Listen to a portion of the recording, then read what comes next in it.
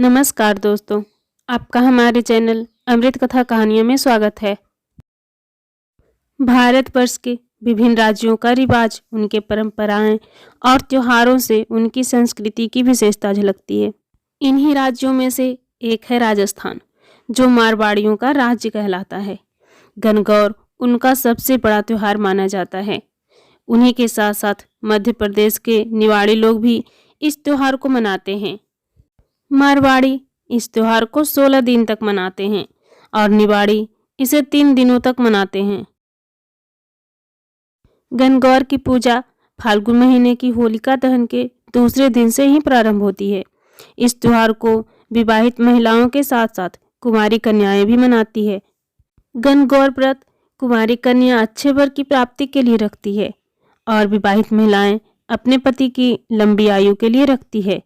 विवाहित महिलाएं अपनी पहली गणगौर अपने मायके में ही मनाती है, जहां उनके मायके वाले उन्हें श्रृंगार का सामान देते हैं। कई सारे पकवान परोसकर उनकी खातिरदारी की जाती है। इस त्योहार के आखिरी दिन पूजा और उद्यापन कर गणगौर को विसर्जित कर दिया जाता है। गणगौर को मनाने के पीछे एक कथा भी प्रचलित है। एक बार भगवान शिव और माता पार्वती भ्रमण के लिए निकले। उनके साथ नारद मुनि भी थे। भ्रमण करते करते वो चैत्र मास शुक्ल तृतीया को एक गांव में पहुंचे। उनके आगमन की खबर सुनकर धनी वर्ग की स्त्रियां उनके लिए स्वादिष्ट भोग बनाने के कार्य में लग गई। तब सारी निर्धन घर की स्त्रियां हल्दी कुमकुम की तिलक लेकर उनका पूजन करने तुरंत उनके पास पहुंच गई। महिलाओं का भक्ति भाव देखकर माता पार्वती ने सारा सुहाग रस उन्हीं पर छिड़क दिया। कुछ समय बाद धनी वर्ग की महिलाएं सोने चांदी की थालियों में कई प्रकार के पकवान लेकर वहां पहुंची तो भगवान शिव ने माता पार्वती जी से पूछा, देवी, आपने सारा सुहाग रस तो समाप्त कर दिया, अब आप इन्हें क्या दोगी? प्रभु, उन स्त्रियों को मैंने ऊपरी पदार्थों से बना रस दिया है, परंतु मैं इन स्त्रियों को अपनी उंगली चीरकर अपने रक्त का सुहाग रस दूंगी, जिससे वह अपने जीवन में मेरे समान सुहाग रस प्राप्त करेगी।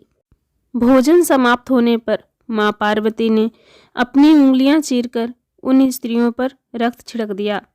माँ पार्वती से आशीर्वाद लेकर स्त्रियां लौट गई। भगवान शिव, माता पार्वती और नारद मुनि जी भ्रमण करते करते कुछ दूर जाकर पहुंचे। तभी माँ पार्वती महादेव से आज्ञा लेकर नदी में स्नान करने चली गई। स्नान करने के पश्चात उन्होंने रेत से शिवलिंग बनाया और उसका पूजन किया। रेत के पदार्थ बनाकर मूर्ति को भोग लगाया तथा प्रदक्षिणा करके 2 करोड़ का प्रसाद खाकर मस्तक पर लगाया। उसी समय उस लिंग से शिवजी प्रकट हुए तथा माँ पार्वती को वरदान दिया। देवी पार्वती, मैं तुम्हारी पूजा से अति प्रसन्न हूँ। आज के दिन तुमने मेरी पूजा की है, इसलिए आज के दिन जो भी स्त्री मेरा पूजन और तुम्हारा व्रत करेगी, उसका पति चिरंजीवी रहेगा तथा मोक्ष को प्राप्त करेगा। देवी पार्वती को आशीर्वाद देकर भगवान भोलेनाथ वहां से अंतर्ध्यान हो गए। नदी के तट पर स्नान और पूजा आदि करने के कारण देवी पार्वती को वापस लौटने में समय लग गया, पर भगवान भोलेनाथ तो अंतर्यामी हैं। उन्होंने मुस्कुराते हुए उनसे पूछा, क्या बात है देवी, आपने लौटने में बहुत समय लगा दी।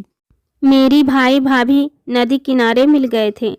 उन्होंने मुझे दूध चावल खाने और कुछ देर रुकने का आग्रह किया और इसी कारण मुझे आने में देर हो गई। ये सुनकर भगवान शंकर भी दूध चावल खाने की इच्छा से नदी तट की ओर चल पड़े। माँ पार्वती ने मन ही मन ये प्रार्थना की कि हे भगवान शिव, आप इस अनन्य दासी की लाज रख लीजिए। जब भगवान शिव नदी किनारे पहुंचे तो उन्हें वहां एक महल दिखाई दिया। उसी के साथ माँ पार्वती के भाई भाभी भी दिखाई दिए। भगवान शिव, माँ पार्वती और नारद मुनि 2 दिनों तक महल में रहे। तीसरे दिन माँ पार्वती ने भगवान शिव से चलने की विनती की, परंतु शिव जी तैयार नहीं थे। नाराज होकर माँ पार्वती अकेले ही निकल पड़ी, इसलिए भगवान शिव को भी उनके साथ निकलना पड़ा। उनके साथ साथ नारद मुनि भी चल पड़े, परंतु आधे रास्ते में पहुंचने पर भगवान शिव माँ पार्वती से बोले, देवी पार्वती, मैं आपके मायके में अपना माला भूल आया हूँ। देवर्षि नारद, कृपा करके आप वहाँ जाकर मेरी माला ला सकते हैं क्या?